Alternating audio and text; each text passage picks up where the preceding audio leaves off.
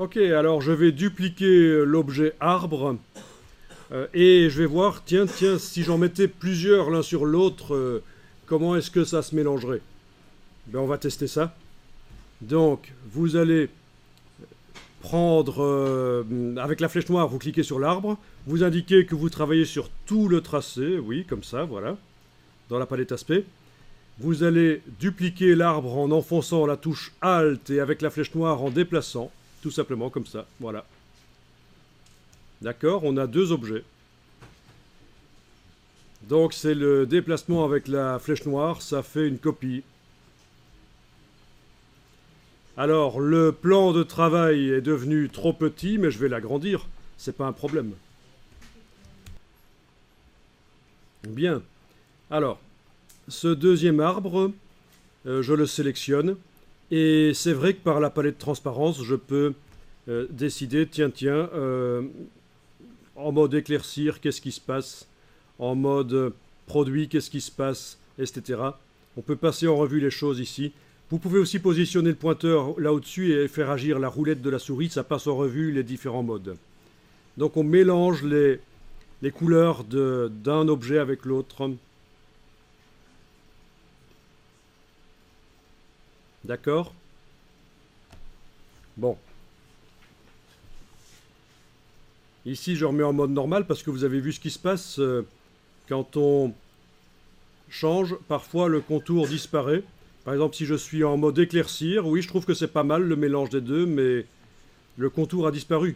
Parce qu'en fait, les pixels, les couleurs de l'arbre du dessus, sur lequel je suis en train de travailler, la copie, eh bien, ils éclaircissent, ils apparaissent uniquement s'ils arrivent à éclaircir ce qui se trouve en dessous. Et donc, c'est pour ça que le trait noir disparaît.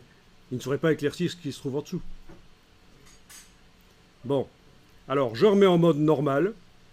Et je vais voir ce qui se passe si je fais ça, mais uniquement sur le contour, sur le fond, pardon, sur le fond de l'arbre ici. On va tester ça. J'active le fond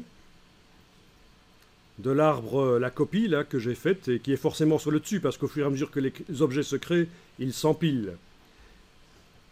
Voilà, j'ouvre le fond ici et j'ai une palette de transparence spécifique au fond ici.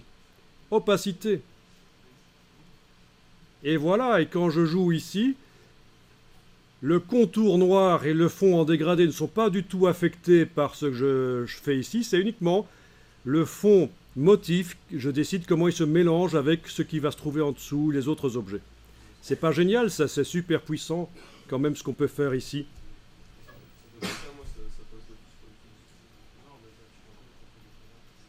Voilà, bon, je vais choisir ça finalement, différence, c'est pas mal. Bon.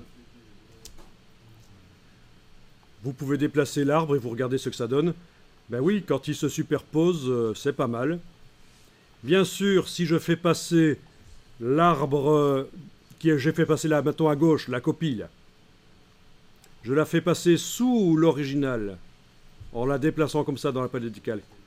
Ben il n'y a plus de mélange, puisque l'original, lui, il n'a pas son fond qui a été travaillé ici pour que ça se mélange. Vous comprenez, hein?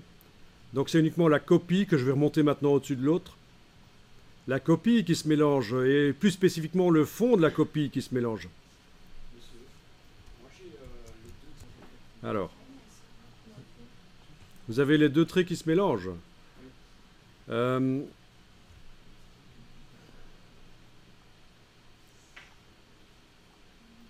peu comme ça, quoi. Non, ils sont parfaitement aussi clairs l'un que l'autre. Ah oui? Aussi clair l'un que l'autre. En permanence, quel que soit ce que vous mettez sur le fond. Quelle que soit la... Ok, je vais venir voir.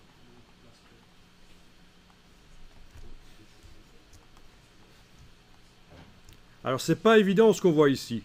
Alors, honnêtement, je crois qu'il y en a qui sont quand même un peu surpris de ce que Illustrator peut faire. Et vous avez travaillé sans doute avec un logiciel pendant quelques temps sans vous rendre compte qu'il y avait tout ça dedans, n'est-ce pas?